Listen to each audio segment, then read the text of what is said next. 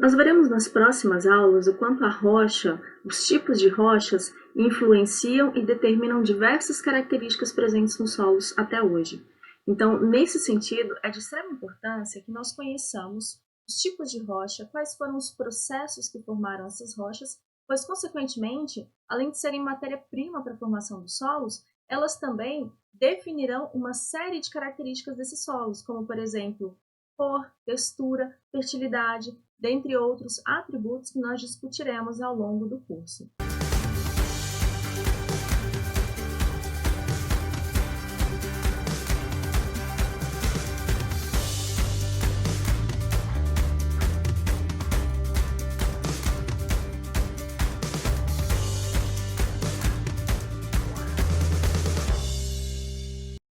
Então, antes que nós comecemos a falar um pouco sobre essas classificações e por que as rochas são tão variadas ao longo de toda a crosta terrestre, é importante discernir e conhecer o que é de fato uma rocha, ou seja, qual é o seu conceito. As rochas são agregados consolidados resultantes da união natural de minerais, sejam eles minerais diversificados ou, em alguns casos mais raros, apenas um tipo de mineral. Então, nós temos aqui um exemplo bem clássico de 4 tipos de minerais presentes aqui na tela: o ortoclásio, o quartzo, biotita e o plagioclásio. Quando esses minerais eles se unem para formar uma rocha, geralmente, dependendo da estrutura, do processo de formação, eles darão origem a esse tipo de rocha aqui, que nós conhecemos como granito. Essas rochas, elas possuem uma classificação quanto à sua gênese, ou seja, quanto à sua origem. Então, de acordo com o processo pelo qual essas rochas foram formadas, elas são divididas em 3 grandes grupos principais, que são eles: as rochas ígneas, ou também chamadas de magmáticas, como vocês já devem ter ouvido falar, que é formada pelos processos de vulcanismo ou plutonismo. Então, nós veremos aí já pelos 2 processos formadores que há uma classificação ainda dentro do conjunto de rochas ígneas ou magmáticas. Temos também o conjunto de rochas metamórficas. Essas rochas, por sua vez, são formadas por um outro processo que nós conhecemos como metamorfismo. E, por último, as rochas sedimentares, que são formadas também pelo processo de diagênese ou litificação. Então, aqui na tela nós podemos acompanhar quais são os 3 tipos principais de rochas classificados quanto à sua origem. Então, vamos entender um pouquinho quais são as principais características dessas rochas, características essas que são importantes para que nós entendamos as propriedades, atributos e características do solo nas aulas seguintes do nosso curso. Então, as rochas ígneas são aquelas que resultam do resfriamento e solidificação do magma. Então, a palavra ígnea, ela tem a sua origem etimológica do latim, da palavra ignis, que significa fogo. Então, a gente já percebe que tem algo a ver com altas temperaturas, né? Então, essas rochas ígneas, elas são praticamente precursoras de todas as rochas existentes.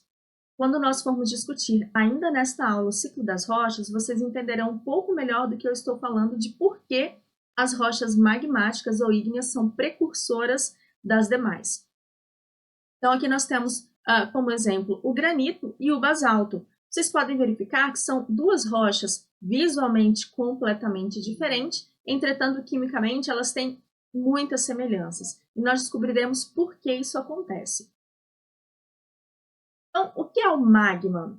Nós costumamos ter uma confusão muito comum e muito frequente entre os conceitos de magma e lava. Tá? O magma é uma massa de rochas que está em estado líquido, ok? Ou seja, está acima, já atingiu o seu estado de fusão por conta das altas temperaturas e pressão ao qual essas rochas foram submetidas. Esse magma, ele se origina na astenosfera. Essa fusão ela ocorre principalmente pelo aumento da temperatura ou alívio de pressão. Então, imagine uma barra de chocolate, para que nós façamos uma comparação bem simplificada. Imagine uma barra de chocolate que é sólida em temperatura ambiente. Mas essa barra de chocolate, ela possui um limite de temperatura ao qual ela se mantém sólida, se mantém, digamos, consolidada, né? Para fazer uma comparação um pouco mais próxima com a rocha em estado sólido. Então, essa barra de chocolate, à medida que você tem uma temperatura alta o suficiente, ela vai começando a se liquefazer. Ela se transforma em uma massa mais pastosa e à medida que a temperatura vai aumentando, ela vai reduzindo a sua viscosidade. Com as rochas não é diferente. À medida que essas rochas elas são submetidas a altíssimas pressões, temperaturas, principalmente presentes ali na astenosfera, essas rochas elas também atingem o seu ponto de fusão e acabam passando do estado sólido para o estado líquido. Entretanto, com uma viscosidade bastante elevada, claro. Então, as rochas elas possuem essa pequena semelhança, digamos assim, com uma barra de chocolate, entretanto, né, vale ressaltar, embora já seja evidente, que as condições para que isso aconteça com uma rocha, elas são bem mais extremas, certo? Principalmente em relação à temperatura.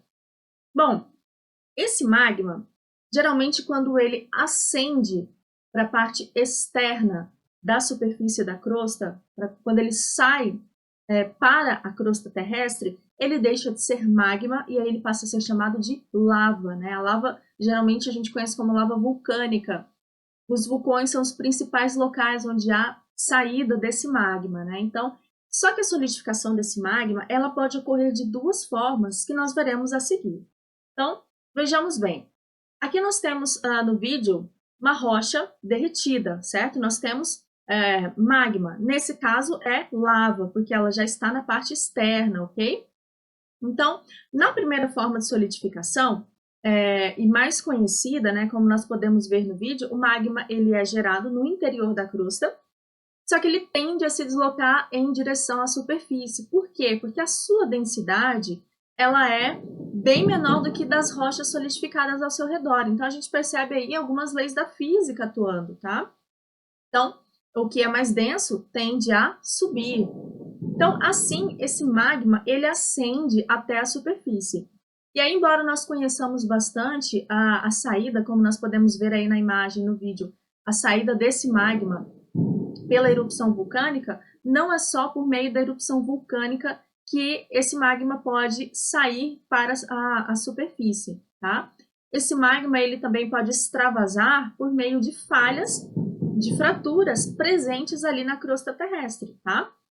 E aí, à medida que esse magma, que agora já está no exterior da crosta e agora se chama lava, à medida que essa lava ela entra em contato com a atmosfera, que tem umidade diferente, temperatura diferente, pressão diferente de onde ele estava armazenado, esse magma, agora lava, começa a se solidificar. Esse processo é conhecido como vulcanismo, ou seja, é o processo no qual o magma ele ascende e extravasa do interior da crosta para o exterior da crosta, encontrando ali condições ambientais completamente diferentes e por isso ele começa a sua solidificação. Então, essa rocha solidificada no exterior da crosta terrestre, na superfície da crosta, ou bem próxima dela, mas geralmente na superfície, é conhecido como vulcanismo. Embora, relembrando, que essa saída do magma ela não aconteça só por meio de vulcões, mas também de falhas. Tá? Se vocês pegarem ali na dorsal meso-oceânica, que está ali cortando todo o Oceano Atlântico, ali é uma saída constante, uma formação constante de rochas, né? Uma saída de magma constante. Tá? Então, ali geralmente estão presentes as rochas mais jovens do planeta. Assim como outros locais que têm também essa saída, né, extravasando esse magma para a superfície. E aí tem uma segunda forma de solidificação dessa rocha. Então, vamos observar aqui essa figura. Só relembrando, nós acabamos de ver esse tipo aqui de solidificação, certo? Que são as rochas chamadas vulcânicas, ou também pelo fato delas saírem para a crosta, para fora da crosta, elas são chamadas de extrusivas, tá? Para fora, tá? Extrusivas ou vulcânicas. Entretanto, como nós falamos anteriormente, esse magma ele está presente ali na astenosfera. Essa astenosfera, ela encontra-se a uma profundidade considerável aqui dentro da estrutura do planeta Terra, tá? Então, vejamos aqui essa estrutura. Nós temos aqui o manto, e aqui a crosta terrestre. Então, nós temos aqui do manto a astenosfera. Depois, aqui na crosta terrestre, onde estão presentes as rochas, né, do nosso planeta, nós temos a litosfera, ou seja, a esfera do planeta onde estão todas as rochas. E aqui por cima nós temos, então, a atmosfera, composta aí pela sua troposfera e estratosfera. Bom, nós vimos, então, que esse magma ele sai da astenosfera e extravasa aqui nos vulcões ou fraturas, formando, então, as rochas vulcânicas ou extrusivas que se formam no exterior da crosta terrestre. Entretanto, pode acontecer também que esse magma, à medida que ele vá subindo e aos poucos vá se acumulando em uma determinada profundidade aqui da crosta, aqui mesmo ocorra a solidificação desse magma. Então, mesmo durante a ascensão do magma gerado em direção à superfície, ali dentro já vai ocorrendo uma lenta solidificação do magma. Por quê? Se a gente comparar todas as características de pressão, temperatura e umidade da astenosfera com a litosfera, já há uma diferença muito grande de fatores ambientais. Então, a partir daqui, essas rochas já começam o processo de solidificação. Entretanto, é um processo muito mais lento do que o que ocorre no exterior da crosta com as rochas vulcânicas ou extrusivas. Então, a partir do momento que esse magma ele sai ali da astenosfera, né, nessa parte que compõe o manto superior e sobe, mas ele não consegue chegar até a superfície porque solidifica antes, há então a formação de um outro tipo de rocha ígnea ou magmática, que são as rochas intrusivas, né, dentro, ou plutônicas. Então, nós vimos no slide anterior o vulcanismo, que são aquelas rochas formadas no exterior da crosta, e estamos vendo agora o plutonismo, que são as rochas magmáticas formadas no interior da crosta terrestre. Então, nós veremos aí que todo esse processo ele acaba formando rochas bastante diferentes, como nós estamos vendo aqui. Se vocês observarem nesta rocha, nós conseguimos ver várias pontuações de colorações diferentes. O bacana é que essas rochas aqui, com essas características de colorações diferentes, nada mais são do que os próprios minerais que compõem essas rochas. Então, o que acontece aqui? Por que em algumas rochas eu consigo ver esses minerais e em outras não? Justamente quando nós estamos nos referindo a rochas magmáticas, justamente porque esse tipo de rocha ele foi solidificado no interior da crosta. Lembra que eu comentei com vocês que aqui dentro da crosta terrestre essa solidificação é muito mais lenta? Então, significa que há um maior tempo para que átomos vão se ligando uns aos outros, formando grãos de minerais muito maiores.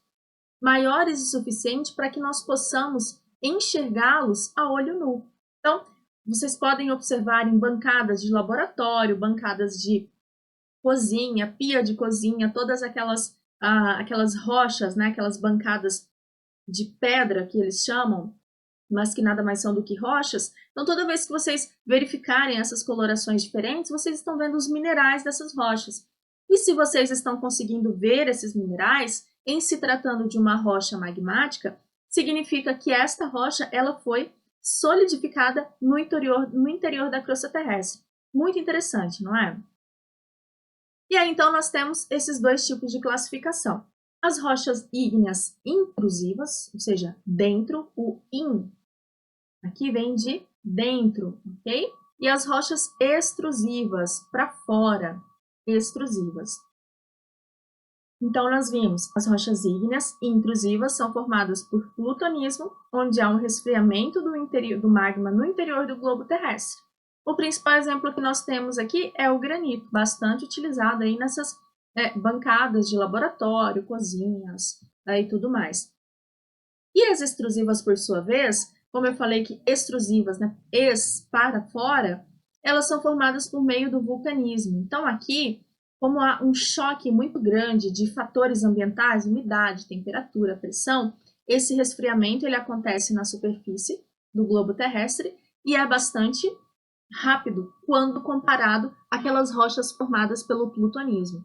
Então, como exemplo, nós temos aqui o riolito, mas o basalto, que é uma rocha também bastante conhecida, é formada pelo processo de vulcanismo. E aí nós temos algumas diferenças aqui que são importantes para que nós entendamos, tá? Por que nós estamos focando nisso aqui? Tudo isso vai influenciar os solos, as características dos solos que essas rochas, por sua vez, formarão. Então, são propriedades, atributos importantes de serem conhecidos. Então, as intrusivas plutônicas resfriam-se lentamente, tem mais tempo para o crescimento dos minerais, como eu comentei anteriormente. E exatamente por isso que eles acabam se tornando visíveis, como é o caso do granito. E esse tipo de rocha, ele tem uma granulometria mais grosseira. Então, quando você pega essa rocha sem o tratamento, né, sem aquele polimento que geralmente a gente observa, se vocês pegarem uma placa dessa rocha, que geralmente é vendido, a frente dela vai estar polida ali, bem lisinha, né? Mas se vocês pegarem as bordas, ali no estado natural, vocês verão que essa rocha, ela tem muitos... você percebe que os grãos que formam essa rocha são grandes, fazendo com que tenha ali uma superfície bastante regular e uma granulometria bem grosseira, tá? E isso está relacionado com o quê? Dentre outros atributos, com a resistência ao intemperismo, tá? Então, a gente vai falar um pouquinho disso comparando com as rochas vulcânicas.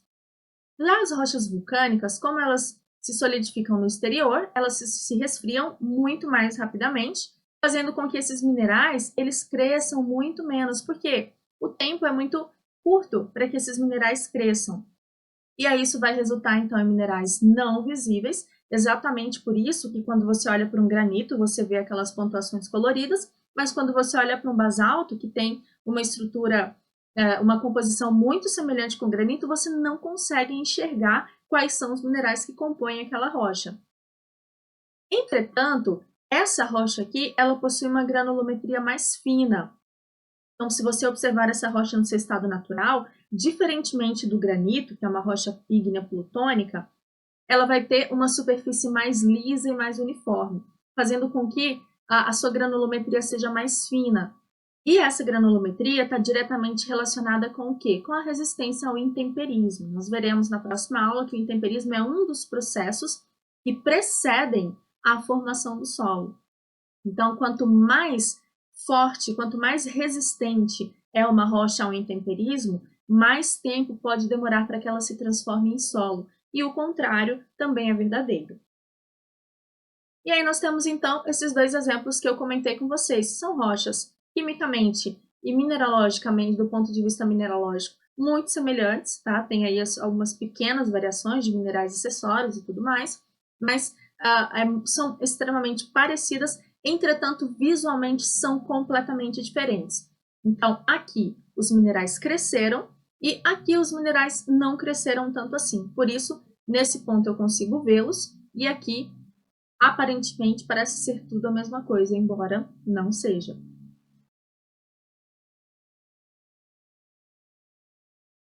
E aí nós começamos a aula falando que as rochas elas são agregados naturais de minerais, né? Mas onde estão esses minerais nessa história toda de magma? Como assim formam esses minerais?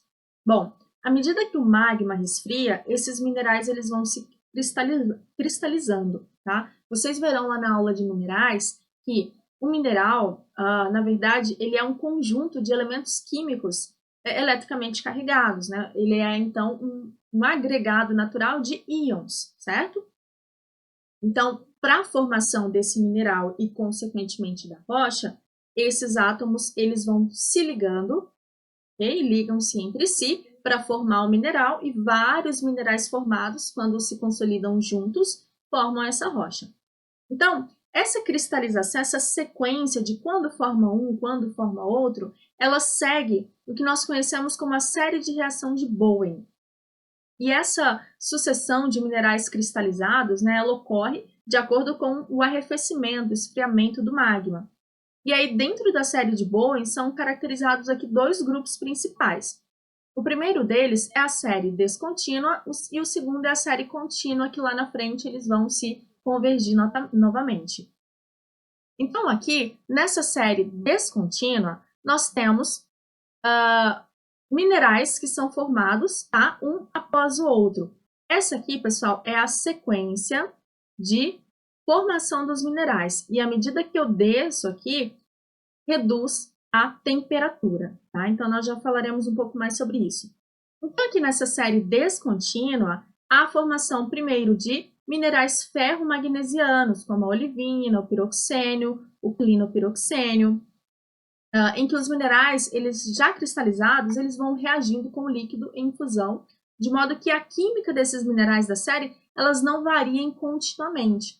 Então, por exemplo, se há a formação de uma olivina, essa olivina ela pode reagir com outros íons presentes ali, tá? Com o líquido que está presente ali, cheio de átomos, de íons, e pode ir formando, então, os outros, tá?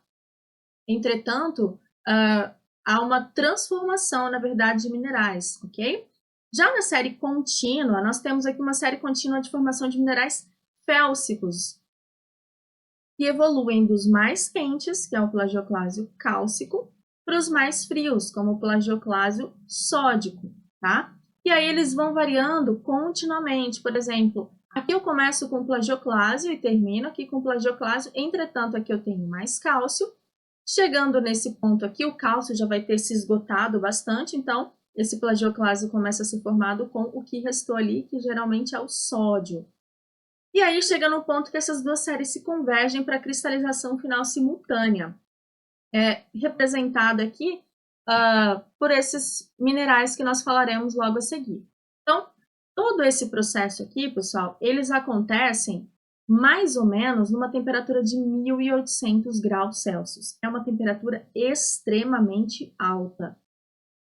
E aí, nós vamos, então, à medida que essa temperatura vai se arrefecendo, vai diminuindo, nós temos uma cristalização de baixa temperatura, ou seja, 600 graus Celsius. Embora ainda seja uma temperatura bastante alta, nós verificamos que de 1.800 para 600 há uma diferença significativa, tá? Menos de 50% aí no final. E aí nós temos, então, a formação dos feldespatos potássicos, o ortoclásio, a muscovita e a mica. E aí nós vemos que o quartzo é o último que se forma. Por quê? O que acontece? O quartzo, ele é um elemento que ele tem basicamente silício e oxigênio na sua estrutura. Quando nós começamos a cristalização aqui em cima, pessoal, há uma grande disponibilidade de minerais, de íons presentes aqui nesse líquido, né? nessa rocha líquida, tá? Então, os minerais que são formados aqui no início da série de Bowen, eles tendem a ser mais ricos em elementos químicos. À medida que vão se formando esses elementos químicos, vai reduzindo, então esse magma ele começa a ficar mais pobre, pobre no sentido que eu estou dizendo, com menor variedade de elementos químicos presentes ali, até que basicamente começa a ter apenas silício e oxigênio, formando aqui por último então o quartzo. Por que o quartzo se forma por último? Porque todos os outros elementos químicos, né, já foram utilizados para a formação dos minerais que se formaram anteriormente, tá? Então acaba sobrando ali silício e oxigênio. E esse silício e oxigênio, eles vão ser muito, muito importantes, vocês verão na aula de minerais, que eles têm uma importância muito grande para determinar tanto o grau de desenvolvimento de um solo, quanto também a fertilidade, o tipo de mineral presente naquele solo, dentre inúmeros outros assuntos. E aí nós temos, então, aqui a sequência de cristalização influenciando na composição do magma, tá? Então, esse primeiro aqui, esses primeiros minerais, eles tendem a ser formados no que nós chamamos de magma basáltico. Esse magma basáltico, ele tem essa proporção de silício, entre 45 e 52, tá? Quando esse magma, ele já perdeu um pouco dessa variedade de elementos químicos, mas ainda tem uma certa variedade, ele começa a ser chamado de andesítico. Ele tem uma composição bastante específica.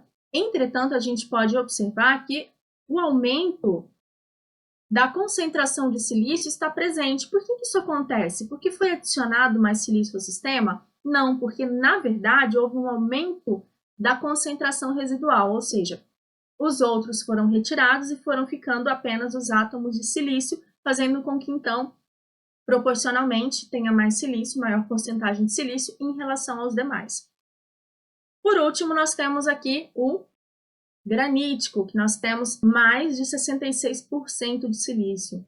Mais uma vez, por que mais silício? Porque todos os outros elementos químicos já foram utilizados, né, em grande proporção, já foram utilizados ali para a formação dos minerais anteriores na série.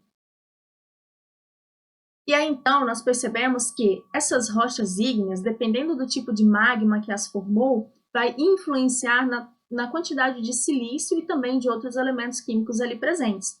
E aí, consequentemente, há uma classificação dessas rochas quanto ao seu teor de silício. Então, as rochas que têm mais de 66%, ou seja, que são aquelas formadas por último, tá? Que tem aqueles minerais como quartzo e feldspatos, elas são consideradas rochas ácidas, certo? Então, aqui a gente tem uma predominância de quartzo e de feldspatos, e justamente por conta dessa composição química e mineralógica, essas rochas elas apresentam cores claras, por conta da presença dos minerais félsicos. Depois nós temos as rochas intermediárias, entre 66% e 52% de silício. Nós temos ainda uma predominância de quartzo e de feldspatos, mas também de andesitos. Começa a mudar bastante a partir daqui das rochas máficas, tá? Essas rochas máficas, elas são conhecidas também como rochas básicas. Elas têm aí entre 52% e 45% de silício. Então, aqui eu já tenho uma redução do teor de silício e um aumento na concentração de cátions básicos. Então, a gente já tem uma predominância de outro tipo de mineral, não mais o quartzo, mas alguns minerais máficos, como a olivina, a biotita, piroxênio, anfibólios. Por que máficos? Porque eles são cores mais escuras, tá? Consequentemente, esses minerais de cores mais escuras formarão rochas de coloração também mais escura, como é o caso do basalto. Nós temos as rochas ultramáficas. Essas rochas ultramáficas são as que têm a menor concentração de silício e têm, portanto, a maior concentração de outros elementos químicos, tá? Então, nós temos aqui rochas de coloração bastante escura por conta da presença desses minerais máficos, como o peridotito. O peridotito é uma rocha que é exemplo de uma rocha ultramáfica. E aí eu pergunto para vocês, o que é importante aqui? Por que nós, que estamos estudando solos, precisamos conhecer qual é a concentração de elementos químicos, principalmente silício, nessas rochas? Quanto maior a variedade de elementos químicos em detrimento do silício, mais chance dessas rochas originarem solos férteis. Então, pegamos aqui como exemplo essas rochas ultramáficas ou máficas, que são bastante ricas em magnésio, ferro, potássio. Essas rochas tendem a formar solos bem mais férteis do que uma rocha ácida, por exemplo. Outra característica bastante importante é que há uma diferença de resistência ao intemperismo. Por exemplo, as rochas ácidas, por conta da sua estrutura e composição, elas tendem a ser muito mais resistentes ao intemperismo do que uma rocha ultramáfica. Consequentemente, isso vai influenciar no tempo de formação desse solo, no tempo necessário para a formação desse solo. E aí veremos então um pouco sobre as rochas sedimentares, né? O que são essas rochas, há uma classificação, quais são os processos de formação.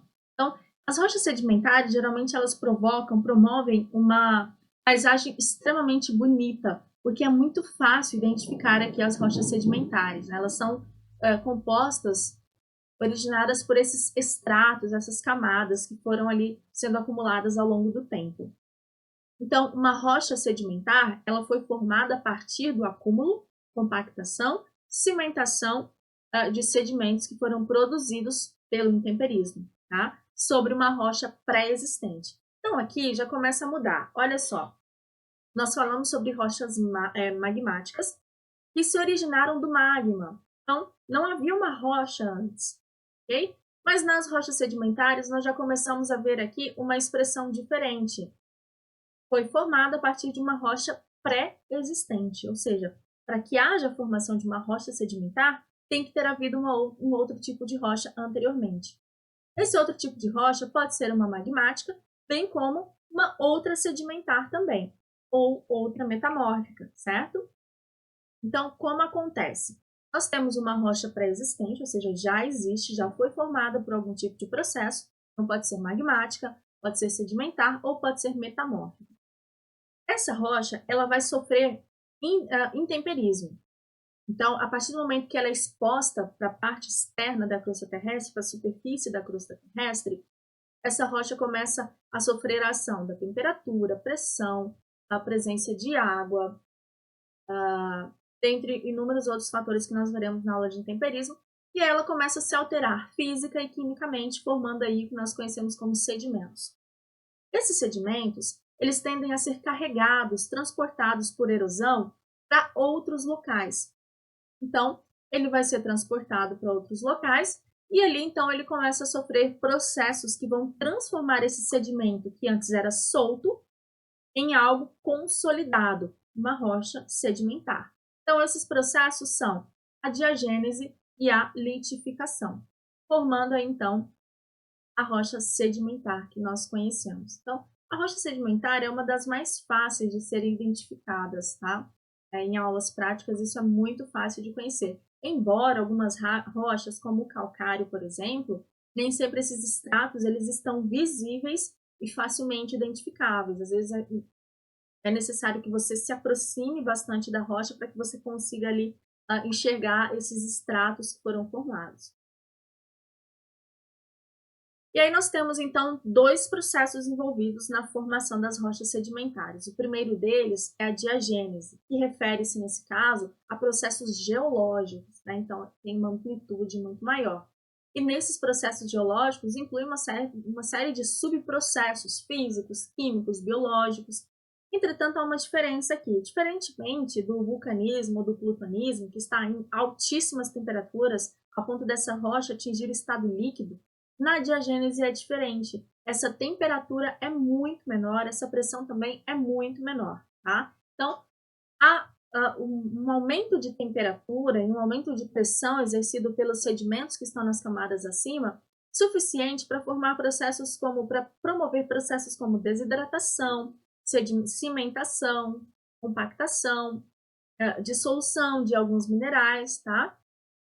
E isso vai sucedendo a deposição de outros sedimentos ali acima das camadas, levando geralmente à transformação desses sedimentos nas rochas sedimentares.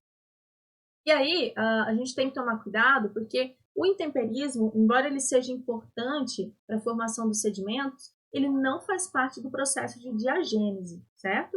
E muito menos do processo de formação do solo. Então, o intemperismo é um processo que precede a diagênese, não faz parte da diagênese, tá? E aí nós temos um segundo processo, que seria a litificação. A litificação, nós poderíamos dizer de forma simplificada que é o processo de petrificação, tá? De consolidação dessa rocha. Então, é um processo onde você vai transformar um material friável, ou seja, solto, como sedimentos, em um material consolidado. Então, ele passa de inconsolidado, friável, para consolidado, principalmente sedimentar em rocha maciça, tá? E aí isso também pode envolver diversos outros processos, como a própria desidratação, compactação, cimentação, recristalização, dentre outros inúmeros processos que nós não entraremos em detalhes nesta aula. Então aí nós temos diversos exemplos de rochas sedimentares, o argilito, arenito e o dolomito. O dolomito é uma rocha utilizada para a produção de calcários agrícolas, tá bom? Então, a moagem em fina granulometria dessas rochas formam os calcários que nós utilizamos nas áreas agrícolas. E aí nós temos aí a formação de lindas paisagens com a presença dessas rochas sedimentares. Por último, mas não menos importante, nós temos o terceiro grupo de rochas, que são as metamórficas. Então, essas rochas metamórficas são rochas resultantes da transformação também, olha só, de uma rocha pré-existente no estado sólido. Okay? Então, ela é bastante. A matéria-prima utilizada na formação da rocha metamórfica é muito semelhante com a matéria-prima utilizada na formação da rocha sedimentar, que é uma rocha pré-existente em estado sólido. Entretanto, esses processos no final eles variam, dando origem, consequentemente, a grupos de rochas diferentes, tá? Então, vamos entrar mais em detalhes. Então, suponhamos que aqui nós temos o magma ascendendo à superfície. E ele está indo nessa direção, saindo da astenosfera e subindo para a crosta terrestre. Então, o que acontece? Ao redor desse magma, nós temos uma área de altíssima temperatura. Então, embora essas rochas aqui ao redor do magma, elas não estejam líquidas, elas estão submetidas a uma temperatura muito grande. Essa temperatura ela vai diminuindo à medida que há um distanciamento desse magma, certo? Mas aqui ao redor desse magma, há então uma temperatura muito alta. Entretanto, essa temperatura não é alta o suficiente para que essas rochas aqui ao redor elas se derretam, elas entrem em fusão, tá? Então, aqui nós temos um exemplo de formação, de início de metamorfismo pelas altas temperaturas. Um outro exemplo, bastante relacionado com processos geológicos, é quando há uma fratura, uma rachadura, digamos assim, na crosta terrestre. Por exemplo, por deslizamento, né, movimento ali das placas tectônicas. Se vocês se lembrarem do conteúdo do ensino médio, vocês verão que tem 3 tipos de movimento de placas tectônicas. Aquelas que se convergem, né, vão na mesma direção, aquelas que se divergem, vão em direções diferentes, e aquelas que deslizam uma ao lado da outra. Principalmente aquelas que se divergem, ou seja, que se afastam uma da outra, como ocorre constantemente ali na dorsal mesoceânica, a formação, então, dessa rachadura na crosta terrestre. Aqui nós temos, então, uma pressão muito grande sendo exercida nessas rochas, tá? Então, embora aqui não tenha uma pressão e uma temperatura suficientemente alta para fundir, ou seja, para derreter essas rochas, nós temos pressão suficiente para transformá-las de alguma forma. E é exatamente assim que o metamorfismo age. Então, o metamorfismo é um conjunto de processos que está associado a grandes temperatura e pressão, que provocam, né, essas modificações na estrutura e às vezes até na mineralogia das rochas. Entretanto, essas rochas são modificadas no estado sólido. Elas não acontecem acima do seu ponto de fusão, ou seja, elas estão abaixo. Elas se transformam no seu estado sólido. Quando nós falamos de uma rocha ígnea, essa rocha ígnea ela é transformada de um estado para o outro. Ela sai do estado líquido para o estado sólido, dando origem às rochas. A magmática, a metamórfica, ela é transformada dentro do estado sólido, tá? Não ocorre a fusão desses minerais. E aí nós temos, então, transformações importantes na estrutura, textura, composição mineralógica e até mesmo química, tá? E aí quais são os principais parâmetros envolvidos aqui? Nós temos temperaturas que variam ali de 300 a 1000 graus Celsius e também pressões altíssimas. Entretanto, ressaltando mais uma vez que, embora essas temperaturas sejam muito altas, não são altas o suficiente para que causem derretimento desses minerais. Porque se acontecer o derretimento de minerais, ela deixa de ser metamorfismo e passa a ser, então, ou vulcanismo ou plutonismo, dependendo ali do local da crosta, em relação à crosta onde esteja acontecendo esse processo. E aí nós temos, então, aqui 2 tipos de rochas metamórficas. Lembrem-se que eu comentei há alguns slides atrás que essa rocha metamórfica ela se origina de uma outra rocha pré-existente, certo? No seu estado sólido. Então aqui nós temos 2 rochas metamórficas que se originaram de outra. Nós temos como exemplo o gneiss, que foi originado da transformação, da metamorfização do granito, que é uma rocha ígnea, ok? É uma rocha ígnea ou magmática intrusiva, produzida por plutonismo. Um outro exemplo que nós temos aqui é o mármore. O mármore ele foi produzido a partir da metamorfização do calcário. O calcário é uma rocha sedimentar, tá? Então, olha só, nós conseguimos perceber aqui a alteração, né, os dobramentos, nós temos essas estrias aqui dos minerais, que são características bastante significativas em rochas que sofreram metamorfismo. A impressão que dá é como se a gente tivesse pegado o granito e esticado ele como uma massa de bala de coco, né? A gente estica e esses minerais esticam também. E aí, se houver dobramento, né, desses materiais, isso também fica ali registrado na rocha. Então, rochas metamórficas também têm estruturas bastante interessantes de serem observadas.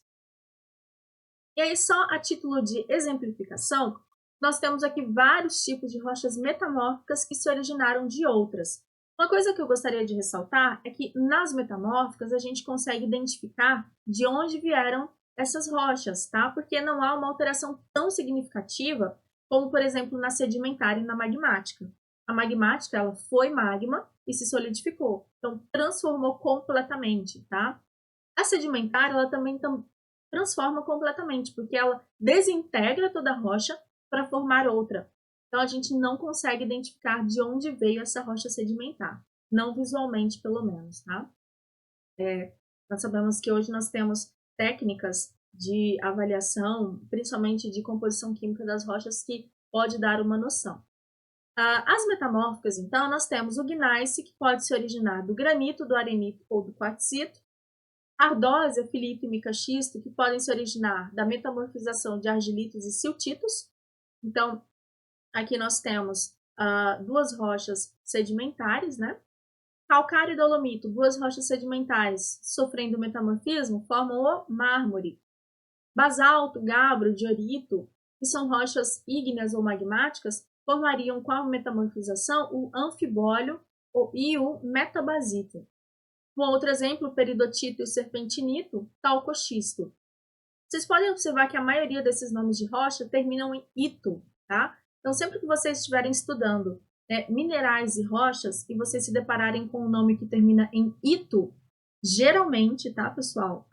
Pode haver algumas exceções, mas geralmente esse nome se refere à rocha. Se esse nome terminar em ita, como calcita, dolomita e assim por diante, nós estamos nos referindo ao mineral que compõe algum tipo de rocha, tá bom? Então, são apenas alguns macetes aí importantes para que vocês interpretem melhor os textos que vocês estejam lendo. E aí nós veremos, então, um pouco do ciclo das rochas, porque essas rochas, elas interagem de alguma forma entre si, tá? Como seria isso? Então, vamos começar contando essa história pelo começo, tá? Então, nós vimos que as rochas magmáticas, elas são as precursoras de todas as rochas existentes no nosso planeta. Então, tudo foi magma um dia, tá bom? Então, começaremos aqui pelo magma. Esse magma, ele vai se solidificar externa ou internamente à crosta terrestre, formando aí as rochas ígneas ou magmáticas intrusivas ou extrusivas, tá? Essas rochas, quando elas estão expostas na superfície terrestre, elas vão sofrer intemperismo. Por quê? Elas estão submetidas a condições de pressão, umidade, temperatura, aos agentes do intemperismo, de forma que ela não consegue se manter por muito tempo. Ela vai sendo alterada química e fisicamente, como nós veremos com mais detalhes nas aulas de intemperismo. Então, essa rocha vai sofrendo intemperismo, ali formando esse manto de intemperismo, onde nós teremos a formação de sedimentos. Esses sedimentos eles vão passar por erosão, ou seja, eles serão retirados de um local e transportados até outro, onde serão depositados, e aí eles podem sofrer o processo de diagênese e litificação, formando então as nossas rochas sedimentares. Então, olha só, eu passei do magma para uma rocha ígnea, formando uma rocha ígnea, depois uma rocha sedimentar. Continuando, essa rocha sedimentar, ela pode passar por algum tipo de processo geológico presente no nosso planeta que induzirá ali a ocorrência do metamorfismo, formando então as rochas metamórficas, tá? Essas rochas metamórficas, por sua vez, elas podem ser submetidas pode ser no interior da crosta terrestre ou próximo à astenosfera, a alta pressão e temperatura, a ponto de que elas atinjam o ponto, o limite de fusão desses minerais e se liquidifiquem novamente, ou seja, elas passem do estado sólido para o estado líquido e se transformem novamente, então, em magma. Então, nós vimos magma para rocha ígnea para sedimentar e da sedimentar para rocha metamórfica. Entretanto, o que eu gostaria de destacar aqui para vocês é o seguinte: E essa sequência descrita no slide, ela não é a única forma de ocorrência, tá, pessoal? Vocês podem brincar bastante com esse ciclo aqui, porque pode ser, por exemplo, que uma rocha ígnea, ela passe diretamente pelo metamorfismo, ok? Originando uma rocha metamórfica. Pode ser que uma rocha metamórfica, ela sofra intemperismo e forme uma rocha sedimentar, tá? Pode ser também que uma rocha sedimentar ela seja submetida a pressões em temperaturas altíssimas a ponto de que esses minerais atinjam o seu ponto de fusão, formando o magma novamente. Então, há inúmeras combinações que nós poderíamos ter aqui nesse ciclo das rochas, ok? Então, aqui para que vocês entendam por que é que as rochas ígneas são as precursoras das demais.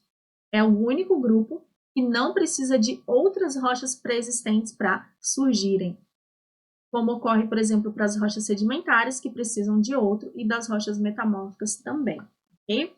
Então, pessoal, esse é um assunto bastante extenso, complexo. Aqui nós conversamos bastante apenas a respeito do que é essencial, importante para que nós conheçamos ali as características do solo, os processos de formação e os fatores de formação do solo. Mas é importante que vocês se aprofundem nessa leitura, então eu deixo aí 3 sugestões de leitura para vocês fazerem, tá? Além de todo o material disponibilizado no Moodle, o nosso ambiente virtual de aprendizagem. Bons estudos!